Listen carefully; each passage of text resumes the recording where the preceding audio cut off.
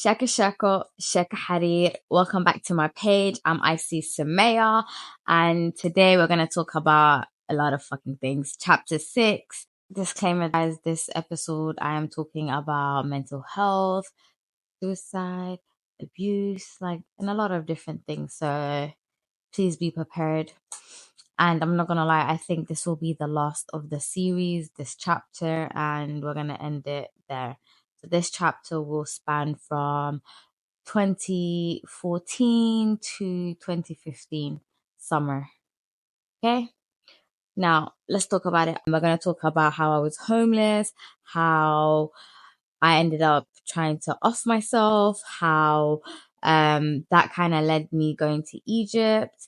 And then from that point forward, where I was locked up in the house for 6 weeks, and then how my dad tried to, off me during that time frame because he caught me smoking a cigarette. Now, anyways, that's what's on today's agenda, how I escaped from that situation and how I got back to the UK once fucking again. It just seems like a madness to be honest. Like the amount of times that I just keep coming back to the UK and I somehow leave and then I just kind of jump back into it. But I just want to say I am very proud that I'm still here today, because with the amount of times that I've offed myself or tried to off myself, it hasn't happened. And with the amount of near-death experiences I've experienced in my life, do you know what? I feel like I'm still here for a reason. So, anyways, let me share my story. So now let's talk about it. 2013, I came back right before my birthday. I turned 20. I was in the UK. I was back in Birmingham with my family. And I think from that point forward, I just kind of, everybody acted like it didn't happen. Nobody want to talk about it. I didn't want to talk about it. So nobody talked about it. And that's how life went on, to be honest. I ended up like applying for jobs, and I ended up going back to work, and that's what I did. Now, at the time, I was living with the family, but the family decided to move out of the UK. And because of that, I had to then move in with the family relative. And I'm not going to lie, this family relative did me absolutely dirty. And we're not even going to go into her story, but okay, we need to kind of get into the story to find out why I ended up homeless. Okay. Now, okay, cool. This auntie, got married. Bless her. Alhamdulillah. Allahumma barak. Congratulations. I didn't know about it. And I lived with her at the time. Okay? Now, cool. Do your thing, whatever. Anyways, now, while this is happening, let me fix my little couch. Sorry. Now, while this is happening, basically, my mom in Somalia finds out about it, calls me up, and I'm here like on a weekend in London these times. Calls me up to say, "Hey, Samir, why are you not at your auntie's like meher type of thing?" I was like, "What do you mean meher?" And she's just like, "Oh, what do you mean? Do you not know she's getting married?" So I'm getting told in Somalia now, whatever. So now she was chatting to my mom, and she kind of told my mom some stories to say I was out and about, chilling, vibing, taking a piss, coming home at like 2, 3 a.m. Okay, not gonna lie, I was stepping out. But I was stepping out to go smoke cigarettes. I'm a cigarette head these times, okay? It was my way of coping with things. Now, I used to step outside for a good 10, 15 minutes, go smoke a cigarette, one or two, chill for a little bit, and then come home. That's all I used to do. Now, she took that out of proportions, and she then lied to my mom, made a whole big fuss out of it. Now, come during summertime, I went to go visit them in Somalia, and let's talk about it. Basically, they said to me, let's come Somalia, come visit us, because my auntie was kind of causing havoc, chatting shit. My mom didn't really want me, after like finding out my auntie was doing me like that, she didn't really want me with the family for a bit, so she was like, come chill with me for the summer. So I come down, but one of the main things that I did say was I need my going back ticket, and I also need my passport in my hand, and promise me that you lot are not going to keep me in Somalia. Now, that's what they said. So they promised, and I went and I spent like 6 weeks to 8 weeks in Somalia, and I came back. Now, on my way back, I was told to go to Auntie's house in Birmingham. So I got to Auntie's house in Birmingham. I didn't even think I was there for 24 hours when I get a phone call from my mom in Somalia to tell me, hey, you need to move down to London to your uncle's house because Auntie doesn't want you in the house no more and you're causing a bit of a havoc. So you need to keep a step in. Now I kept a step in, went to London, and London, I'm at my uncle's house. And my uncle is very strict. Very, very strict. Anyways, now it's the middle of summer. I'm not working. I'm not going to college. I'm not doing anything to be age. And it's the middle of summer, and we're in the UK. And summer goes what? 10:30. I think 10 o'clock, 10:30. It becomes dark. That's when like it's Maghrib, like, and that's when it gets really dark outside. So sunset basically. So my uncle starts saying to me, "You need to be back in the house by 9:30. You need to be back by home by 9 o'clock." And these times I started making friends and I started socializing, going out and about, and like just linking up with the girls and just doing, you know, little side missions, side quests. That's what I got up to. Anyways, now what they said was like, that's not possible. You need to be home by 9:30. I pushed it one time, 10 o'clock. I think it was the third time that I pushed and I went home by like, I think it was 10:30 or 11 o'clock. And it was 10:30 by the time I got there. Anyway, so now I'm now ringing. So this is like September-ish. I'm now ringing. That's like midsummer, August, sometime like that in 2014.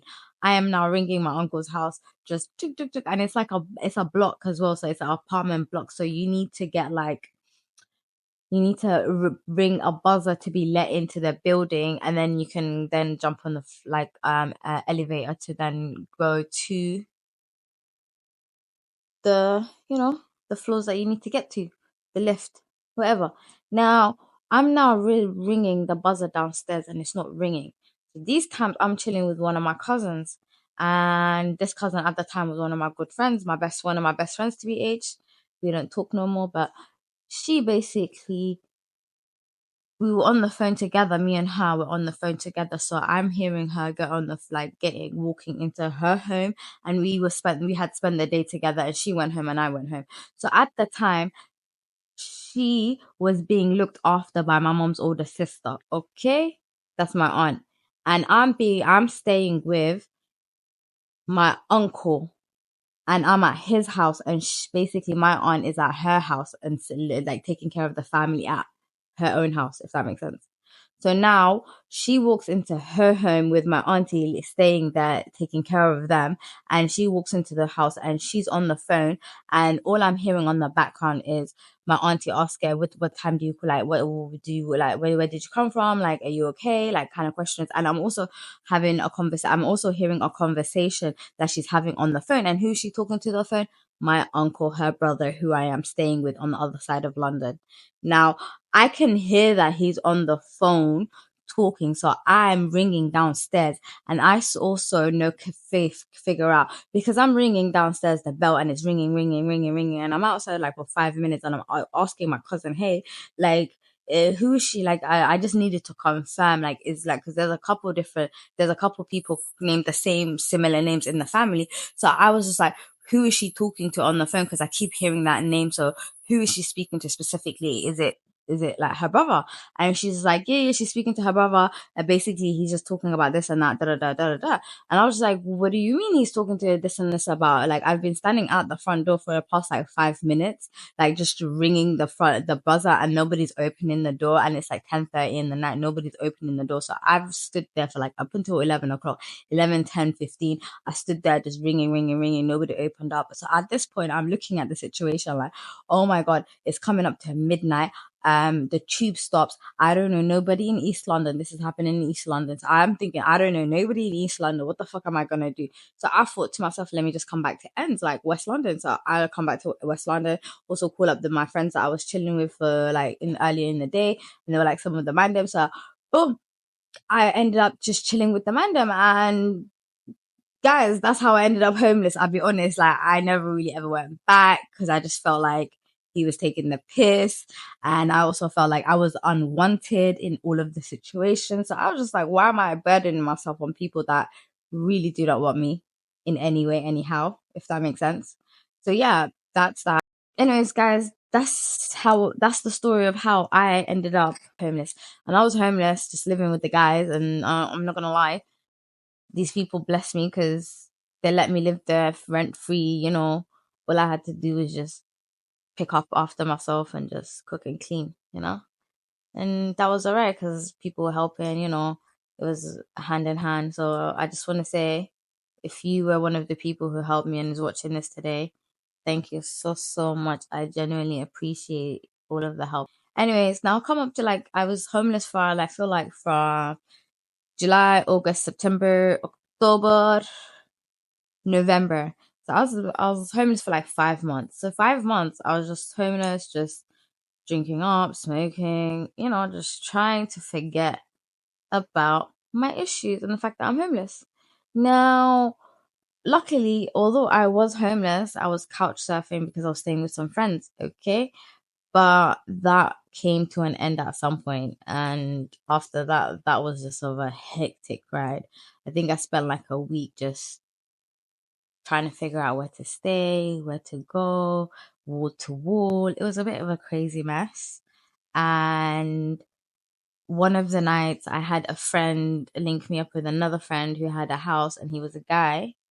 And the guy was like, "Oh yeah, you can come over, stay at my house." And he tried to move to me, and let's just try to say he wouldn't take no for an answer, and he wanted to get his way basically. So because of that, I had decided it was time for me to skedaddle. You know how I do best, escape. That's what I do. I packed up my shit and I said, you know what? I don't want to stay here for the night. Thank you, but no fucking thank you. You get it? I kept it moving, so I left. I think that was my breaking point. And after months of just being on survival mode and just trying to figure out what I'm going to eat next, or I'm going to sleep next, or how I'm going to figure things out, it was just a bit of it was a bit of a much situation. And I thought, hey, what's the best way to, navigate this? And I thought to myself, you know what, I'm not going to go into, what I've done to try to do that because I don't want to encourage any behaviors or anything like that. So I won't get into the specifics, but let's just say I had to be rushed to the hospital, had to get my stomach pumped, and then I was in a state of unconsciousness, in and out of unconsciousness for 24 hours, where they were really fearing for my life, where I was between the death, it was crazy. So they had to then call up my emergency contacts, which was my mom, my family and stuff. And yeah, it turned into a situation where then the family stepped back in. Anyways, I was in suicide watch in hospital for what, 2 weeks maybe. I was in the hospital 2 weeks just under suicide watch. I wasn't allowed to leave. I wasn't allowed to do anything. Yeah. I remember there was one of the days I walked down to the McDonald's with my hospital gown and, my ass out technically, but yeah. And, I even had the drip on me. I dragged the stupid drip, the whole thing with me to the McDonald's to go get some food because I was hungry. And the hospital food wasn't hospital fooding, if that makes sense. So I had to go grab me some actual food, and you know what? And they said, this needs to stay on you 24/7. And I went. Did they say anything? No. What could they say? They didn't even know. Anyways, that was, I guess, the first time I was admitted into hospital due to my mental health. And I had a psychiatrist come in to, have a conversation with me. And he asked me a series of questions like what's going on, da da da da da da. Basically, he diagnosed me with PTSD. Let's move forward. It was a bit of a much. After that, my mom found out. My dad got involved. Everyone kind of got involved. Say, "Oh, she tried to kill herself. This is crazy. Oh my god, why would she do that?" Da, da, da. You know, speculations, whatnot. Basically, I had to have the family came together and said to me, basically, because I was homeless and because of the UK and everything, they were like, um, we want you to leave the UK, either go to Canada or either go to Egypt. And yeah, that was the story. So we had to like, they were like, you can't stay here in the UK for like your mental health. And the plan for me was to go to Canada, but do you know what it was? It was just it was with my cousin from my dad's side, and I had a sit down with her New Year's 2015. And you know what, like I kind of chat to her like she was an older sister, type of situation. Because honestly, like me, I'm a genuine person, so I thought she was genuine like that. Do you get it? But all I know is she took the conversation back to my dad, twisted it up a few, and then added on that I smoke cigarettes. Not that, and hiding the fact that she herself smoked cigarettes too. She was the one that who sparked up the first cigarette, and then I thought, oh, she's comfortable. Let me pull out mine. Had she not done that, do you think I would have pulled it out? But anyways, people are very conniving, guys. Please be very wary of people around you. Anyways, moving forward, that's what had happened, and I was just like, what's he doing? The story went back to my dad. That went from that side alongside something else happened in the family. One of my uncles from my mom's side tried to say I robbed his phone, and I was shocked. And I was just like, if you lot are doing me like this from dad's side and then doing me like this from mom's side, I'd rather go with my mom to Egypt. So I was just like, fuck Canada. Like I even I paid for a visa, I put in for a visa. I was like, fuck that shit. I don't even want to wait for I don't even want to wait for the reply to, the stupid visa. But it is what it is. Do you know what I mean? But I went to Egypt with my mom.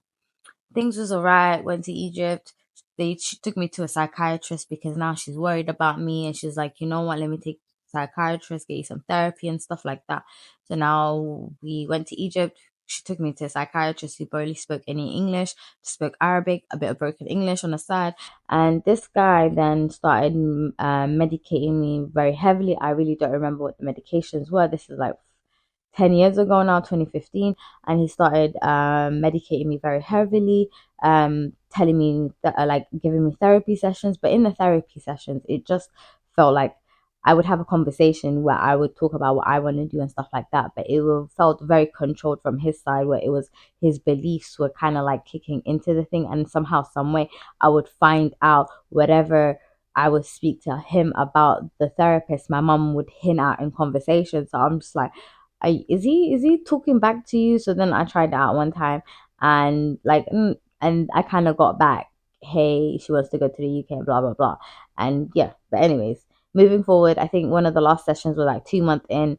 I'm here drowsy as fuck, sleeping, eating, sleeping. Between none of that, I'm taking meds, and I'm not smoking cigarettes at this time because they got me some medication to cut off like the nicotine and to help me with that shit. So while that is happening, I'm having these therapy sessions, and I think 2 months, I think after 2 months, it was my breaking point again. And then these times I'm having a whole argument with the man because he's trying to tell me, you need to stay in Egypt. And I'm looking at him, I ain't never lived in Egypt since 2009. How the hell are you telling me now, 2015, you're staying in Egypt? To do what? Come on, what am I doing in Egypt? My big 20 years old, 21 years old, because I turned 21 in 2014. Yeah, 21 years old. A 21-year-old. What am I doing in Egypt at this point? Anyways, after that, I was just like, what?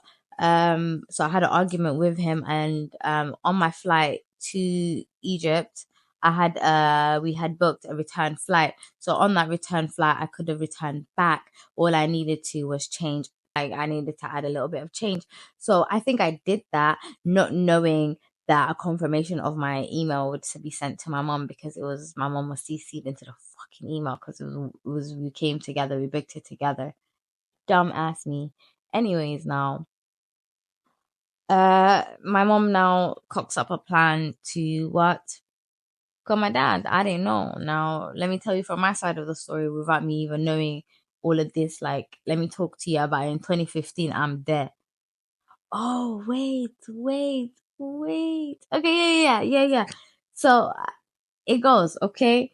This is what's happening. So I come out of that therapy session having an argument with my man, the therapist. After I come out of that therapy session, I sit down, like I come out fuming. And then my mom always go like, they always have a conversation after that. I come out like a little report. So obviously I knew they were having a conversation like that, because I tried to talk to my mom like, are you like talking to, like, what are you talking to him about? And she'll be like, no, we're talking about other different things. Lies, lies, lies. Now I come out of that session fuming as fuck. I come to the hospital fuming, absolutely angry. And the first thing that I see in front of me is a Egyptian man, a cab man standing there, literally pulling out a cigarette from his box, sparking it off. And I said to him, excuse me, lo smaht, can I get like a cigarette or something in Arabic? And then I took the cigarette, and then I asked him for a wala'a, and then he joked, do you want me to spark it for you and smoke it as well? I was like, no, I'm okay. I just need the lighter. And then I went to the corner, I smoked, and then I was hyperventilating at the time too. I do remember this. I was standing there hyperventilating. I finished my cigarette. My mom comes out of the room, comes out of the hospital. We book a cab and we go home. And I think from that point forwards, when I decide, fuck this shit, I'm going. So as soon as I do that, I think it was like 3 or 4 days later that my dad comes. So what my mom did is, so all I know is I've now booked the flight. I'm ready to go. My flight's in literally 3 days, and the day finishes. So I'm now thinking to myself, yes, I'm gonna go sleep tonight, and then I've got 2 more days to go, and I'm out in 2 days' time. What the hell happens? I literally wake up the next morning. What the hell did I wake up to? Like, I'm sleeping, everything's going smooth. Next thing I know, I'm waking up, tap, tap, tap. I move over like to see who's tapping at me, because I'm getting annoyed. It's early morning. I'm sleeping. I'm tired. So I look up, and it's, you know who, my dad. And I'm thinking, what the fuck? And I look up at my man, and the first thing the first thing he does is he pulls up my passport, and he's got it like this. And he's like, yeah, I've got your passport. You ain't going nowhere. And then these times I'm rubbing my eyes. So as I'm rubbing my eyes, he's like, yeah, don't rub your eyes. I'm here. I'm right here, I'm right here, motherfucker, type of situation. I'm thinking, fuck. What do you mean you're right here? Like, I didn't fucking know nothing like this. Anyways, now I'm thinking, what do you mean I'm not going on? He's like, yeah, I know about your ticket in tomorrow. You're not going no fucking well. I've got your passport. You've got this. You're not going back to the UK. And then he also said, moving forward, he was like, if I catch you smoking a cigarette from this point forward, I will pay the Egyptian police to give you some to put you in prison and hold you indefinitely. Now, me, honestly, when he made that threat, I believed him, because what, he forced me into a marriage at what, the age of 12 or 16. He forced me into marriage at the age of 16. He then what? Threatened to what? Take me down to marry me off to a next man, Al Shabab, in South Somalia, when I was what, 17. So yeah, at 21, when he's telling me these things, I'm thinking, raw, he's gonna do it. And my dad put hands on me, not once, not twice, not 3 times. This man has beaten me black on blue consistent. Okay. Okay. Now I'm at the house. Fucks me, what are you gonna do? You're just gonna have to move smart with this, because you're gonna need to get that passport back one way or another. Right? So now I'm just trying to play it smooth. Now I'm leaving the house a little bit more, because I need to socialize. I can't stay in the fucking house because my man's in the house and he pisses me the fuck off. Now I decided to go out when shisha with the girls, and you know how we do. He took a snap of the fucking shisha. And next thing I know, I put it up on my story. I come home, and these men are laying into me, my mom and my dad, telling me, is that what you're about? Shisha, yeah. I told you no cigarette, you're not doing shisha. Da da da. And we seen it. Duh. And yeah, they confiscated my phone. They confiscated my laptop, my MacBook at the time. They put the house under lock and key. And they said to me, I am not able to leave that house. No way, no Jose whatsoever. And I think that's when he made the threat, because he wouldn't have locked me up in the house. So yeah, so when they found out about the shisha, that's when he started threatening me with, if I catch you smoking a cigarette, right, I will call the police on you and have you arrested, and I will pay them to keep you in prison in Egypt. Guys, you guys hear the horror stories that happen in Egyptian prisons? Yeah, just deep that. Now, I'm thinking, fuck my life. No phone, no MacBook, no way to connect with the internet. Okay, number one. Number two, the house is under lock and key. Yeah, honestly, and then because that was happening, I felt really depressed.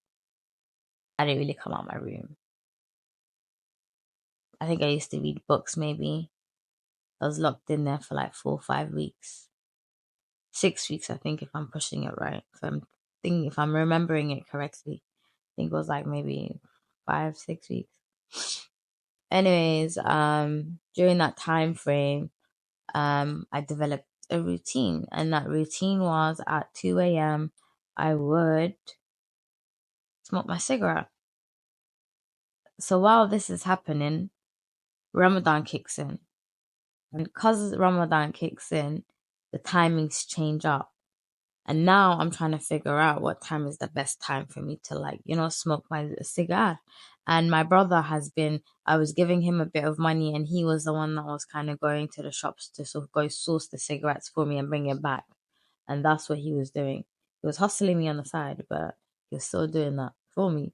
And I appreciate that, I'm not gonna lie, because that was the only relief that I was having during that time frame. After that, I'm here smoking in my room. What, 5 weeks into this now? 5 weeks into this, I'm now smoking a cigarette out the window. My mom comes into the room. It's 2 a.m. She can't find me. I'm hiding behind some curtains, and then she just goes, "Oi, what's that smell? Naya, smell." And then I open up back the curtain because I'm hiding behind it. I open up the curtain and I dash my cigarette. No, I didn't even dash my cigarette. I've got my cigarette in my hand still. And she's like, "What are you smoking? What are you doing?" I was like, "I'm smoking a cigarette." And then she was like, "Oh, you're smoking hashish." I was like, I'm looking at her like, I'm thinking, where would I get drugs? I'm locked up in this house. I haven't been out in like 6 weeks. Where the hell am I getting drugs? Am I just bringing it from the air? Like, come on. So at this point, after everything is going on, it's moving a little bit mad. So I'm just like to myself, first thing I say is, "Mom, please don't tell Dad like I'm smoking a cigarette." Do you know what she says? First thing this lady goes is, stands at the door and she calls my dad and she's like, "Yo, come here." And he comes walking into the room. So at this point, I'm thinking, fuck it. Like, I've already dashed the cigarette. I've moved away from the window. I've come closer to my bed. And now I'm thinking, fuck it. Because at this point, I already know it's going to hell, because he's already given me he's already given me a threat. They've already locked me in the house. They've taken my phones. They've taken my MacBook. The house is under lock and key. I can't leave. It's a flat in the second floor building. It's looking like a mad thing. Like, there was even multiple times where I would go to my brother and I'd be like, "Bro, do you think if I like jump out the window, I'll be able to like survive maybe a broken ankle, broken leg, Would I be able to do it?" Anyways, and my brother would be like, "Yo, chill, chill, chill. Like, you're not okay. Like, why would you do that? Da, da, da, da, da, da." But anyways, that's what I'm trying to say. It was mad situation now. Anyways, he comes into the room. First thing my man says is, he looks at me straight, dead up, looks at me, and he goes, "What are you fucking doing?" He says to me, he says to me, he looks at me and he's like, what you're saying true? Is what I've been told true?" And I'm just like, "What do you mean?" No, I didn't even say, "What do you mean?" I just said, "Yeah."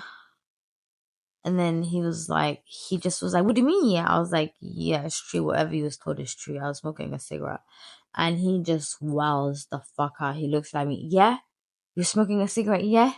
Like, and then he started sneering at me and he literally walked back and then said, wait, I got something for you. And he literally left the room, came out, came into the literally, went into the bedroom and comes out of the bedroom and all I'm hearing is clink, clink, clink, clink, clink.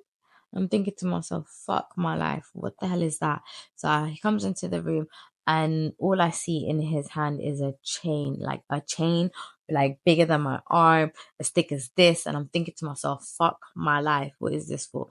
So he comes at me and he literally just charges at me and he literally hits me. I think it hit me on this arm, on this side, one of them, and he tried to, and then I didn't even realize there was a second one. So as soon as I grabbed that one with him, I didn't even let it come off my skin. I just grabbed it. He then like tried to hit the other one with me. So I grabbed the other one with him too. So now we're like tussling, but like where he's like trying to tussle with me, like, because I've got the things with him and I'm like got it like this at this point.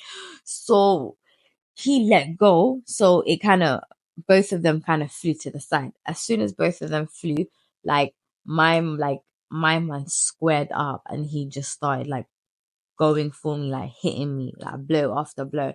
So this point, I'm thinking, fuck it, like, is that what you're on? So I started defending myself. So once I start defending myself, I just start hitting him, like, bro, like, I just start like, connect, connect, connect. And then these times, I think I was missing a few times and it connected completely one time on his jaw. And because that one connected, he then just escalated so freaking bad to the point where he just then, you know, head butted me, pushed me, and then pushed me on top of the bed, and then has me on top of the bed like this, like this is the bed, like this is the bed, and then everything else is on the ground. He had like my upper body on the bed, and then he started just like, anyways, and yeah, so that's how I nearly, died. And he just kept holding, holding, holding, and he was screaming, if like I brought you into this world and I'm taking you the fuck out. What do you mean you're smoking cigarette? What do you mean you're not listening to me? What do you mean? Da, da, da, da, da. You're not staying alive tonight. You're dying here, is what he said. And honestly, he sat there like then just squeezing the life out of me. And at this point, like my eyes are rolling to the back of my head. I'm trying to gasp. There's no breathe coming. There's no air going in. I'm just there. I just, trying to get air into my body and it's not going. And at this point, like I'm here about to lose consciousness, thinking, yeah, this is it. You're dying, Smart. This is how it ends after all this struggle. This is how it ends. So then, as that's going on, and I'm literally just kind of like about to lose consciousness, all I'm hearing is, my brother just come in, charge into the room and drag my dad off of me. That's all I remember, like, to be honest. And I'm just there in the back gasping for air. And he then was just like, what do you mean? Ah! And he literally just ran out of the bedroom, ran into the kitchen, grabbed the biggest knife in the house, and then ran back into the bedroom. And if it wasn't for my brother, honestly, I don't think I'd be here today. And for him, like, he stood in front of him and he said, hey, Samaya, like you can't, like, what are you doing? You can't kill Samaya, like you're not God, like who are you to then just decide I'm going to now kill you? So he basically because of that he then just paused for a minute. My brother kind of pushed him out of the room and said, you're not touching her and you kind of need to get through me to touch her. Are you okay? Like, are you fucking okay? Like my brother was going mad. um and that's how I survived, guys. My brother kind of just made sure everything kind of settled down. I think it was like by this time it was like 3 a.m. or something. 4 a.m. was like morning prayer, Fajr prayer. My dad, I think before he went to go prayer, then decided to quickly to say, here's your phone and here's your MacBook. Do whatever the fuck you want to do. He gave you my phone and he gave you my MacBook that night. although I should have asked for my passport. My dumbass was just like, a win's a win at this point. If I can get my MacBook and if I can get my phone, that's the best options that I have. So that was that. And then I was still locked in the house. The house was under lock and key. So at this point, now I know I need to get the fuck out of this house ASAP. I don't know how I'm doing it. I'm asking my bro, do you think I can jump out your window? Because he had, under his window there was a bit of a ledge where there was a first floor ledge, and then there was another, like, you could then jump over it, instead of like my bedroom where it was just a 2 feet drop, like 2 floor drop down to the ground floor. So I was just like, if anything, I'd have a chance jumping out my brother's bedroom because of that ledge, and maybe I would be able to, parkour it out. Bro, I had oh. Anyways, we moved now. I think 2 or 3 days later, there was a chance in the house where everybody was gone. The only person in the house was me and my brother, and my brother clocked that the front door was open, and there was no lock and key underneath it. So he decided, hey, he came to me, and then he came into my room and he said to me, hey, Samaya, now is your chance. If you want to leave, I know you've been saying you want to leave. Now is your chance. There's nobody in the house. There's no lock and key. You need to get the fuck out now. So at this point, I already had like a little, a travel bag, the little cabin bags. I had one of those ready, packed with my essentials, my MacBook. I had my phone now, so I had a bit more thing. But the only issue at this time was the only money that I had with me was what, £5 English equivalent. It was 50 Egyptian pounds at the time, and this is what, 2015. So it was £5. That's all I had to my name. So at this point, I literally grab my things, run up out of the house. I don't even get ready. I just leave the house, run out, and I'm here just panicking left, right, center, just one looking back, thinking, am I gonna get a call? Am I gonna get a call? I literally just dragged my bag, ran outside, and at this point, like I'm even like injured. My body's injured because of like there's bruises all around my neck at this point. Everything's just going crazy. I'm injured because of the fight that I had with my dad. He licked absolutely heavy ass chains on my body, not once, not twice, maybe a couple times. It hit me before I got it, before I said it's not going to hit me no more. So all of that, considering, it was just like a lot going on. So I'm here now, like limping, dragging my bag. I get into the first cab. I'm just like, taxi, taxi, taxi.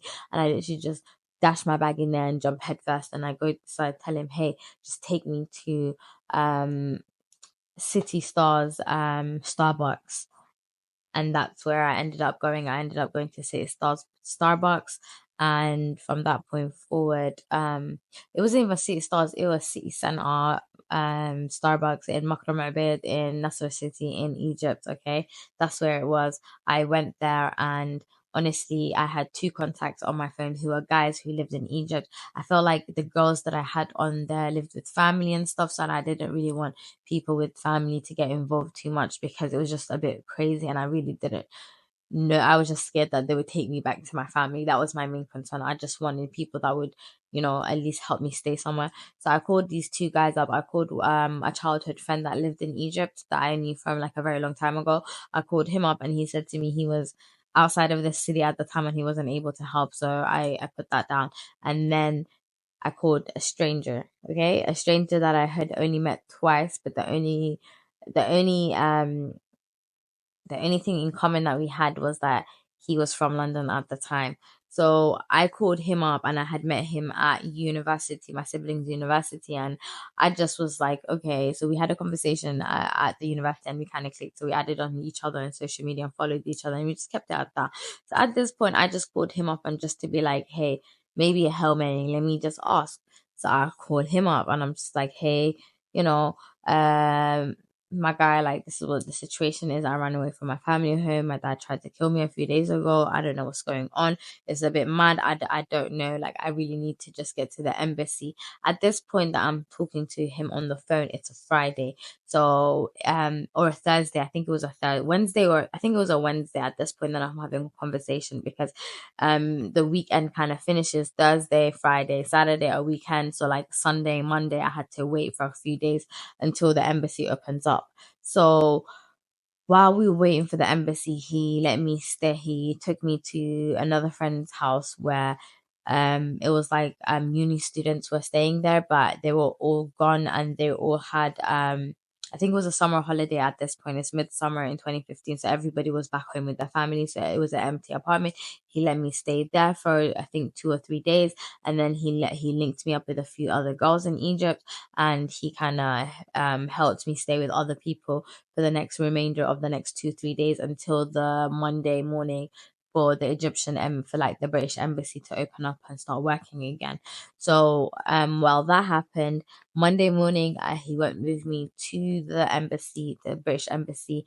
By this point, the one thing that the guy did for me, my dad, was he gave my sister my passport, and my sister got in contact with me through Facebook to say, hey, she has my passport and that she can give me back my passport if needed. And I was like, I do need my passport, but I don't trust you, so please meet me here, da da da da da da. So I asked her to meet me at the Starbucks at city center, and then I made her like chill there for like 10 15 minutes, and I watched her from like across the road or something, and then I made her get up and then come follow me a bit further down the road and meet me up at like across the road, like a different calf, if anything. So just to make sure that he wasn't following her and that he tried to take me back to the house and just try to do something crazy, because honestly, that man is unhinged and I was fearing for my life. Anyways, I got my passport back. So now I went on Monday morning. I went to the embassy with my passport and with the friend in tow. So as soon as I went to the embassy, I literally said to them, hey, my name is, I dropped my name and I said to them, hey, um, I have run away from my father due to forced marriage at the age of 16, and the British Embassy helped me out in Somalia in 2011. I am now running away from that same man because of the fuckeries that he is doing to me, and he literally tried to off me right now. Please, can you just help me get back home? I don't want to stay here in Egypt anymore, and I'm fearing for my life. And because I said that, and because I said forced marriage, and because I said that the British Embassy already helped me, and I feel like I'm already a vulnerable person, and I was already in social services, they then decided, hey, we need to get her the hell out of here. So they booked me a hotel this time round, and then they then booked me a flight in 3 or 4 days, but they didn't need to do the paperwork around the courts in Egypt because I have my passport now. So yeah, they booked me a hotel stay included with breakfast, food, and lunch included during the daytime. And I mean, for I think for 3 4 I think it was for 3 nights 4 days, and then on the fourth day I had my flight back to London Heathrow Airport. That was another situation to be aged, because it was a bit mad, because um they then bring me back to the UK, and at this point they say to me, oh, you can't go back to family because we've brought you back, you need to now go to a refuge. So a refuge called Southall Black Sisters helped me out. They helped me out. I got taken from the airport. They booked me a hotel to stay in for the night, and then from there I had to go to their offices, and then they helped set me up, put me at a refuge somewhere around London. And yeah, so that was the process of me coming back to the UK in 2015. And that's that basically. From that point forward, I had a diagnosed mental health illness. They said I had depression, anxiety. That's the first things that they diagnosed me with, and also PTSD. So I got PTSD diagnosed from 2014, 2015, and then around I think it was 2018 I got diagnosed with borderline personality disorder, and then 2021, I think 2022 I got diagnosed with ADHD. So yeah, I guess that's the story, guys, and I think this will be the final part of me talking about the traumas that I've been through and stuff like that. So I hope you guys can follow on to the journey of me just, experiencing good life. We'll talk about a lot of different things, what I've learned through my journeys, what's going on in my life now, what are we trying to achieve. So I hope you guys can, follow along my journey. and thank you for listening and thank you for watching. I appreciate each and every one of you, and I appreciate everyone who is liking, sharing, subscribing, commenting. It means the world to me. And honestly, I just want to also put out there, I've been trying to become a YouTuber since 2017, 2016. And here I am in 2025 trying to achieve one of my main dreams in life. Anyways, thank you for tuning into my channel, my story, and hopefully we can move on to a good note. Come follow me for the day. Have I eaten? No. What am I heading to do? I'm going to a podcast. I got invited to a podcast. So I'm gonna go chat shit, as per usual. And yeah. Good afternoon, guys. I was supposed to do a get ready with me. Did I do it? No. I remembered, but I said this is long for life. I don't know how people do it. Do a get ready with me, edit, record, and then send it off. It's long for life. Anyway, this is the ready process. All I'm missing is my rings. Got my Timbs on, some cargos, this tee, my hair did, a bit of makeup. I'm just gonna wear my black glasses, my yellow jacket, and my big bag.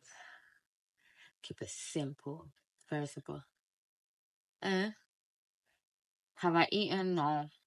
Shaka Hadis. Welcome to Foodcast with C and L's. Here with C and L's. And we are here at the podcast with me as a guest. I see Samaya. So guys, if you want to watch that podcast episode with me featuring, it will be out on Sunday. I will tag their YouTube name down below. Please go show my sisters some love. No, there's more black and white ones. There's way more. There's way more. Oh, wow. Yeah, look around. Yeah, this is it. This one. This is the Come on. picture. This is the one.